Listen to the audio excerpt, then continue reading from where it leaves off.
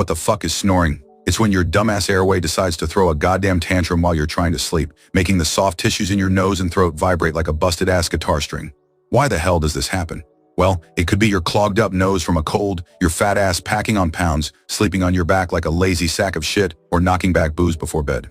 All these assholes narrow your airway and make you sound like a chainsaw in a goddamn forest.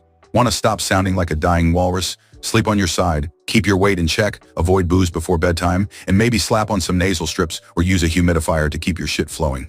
But if your snoring is loud enough to wake the dead, you might have sleep apnea, a serious ass condition where your airway collapses and cuts off your air while you're out cold. Don't fuck around, see a doctor, get your shit together, sleep better, and stop being the neighborhood snore monster.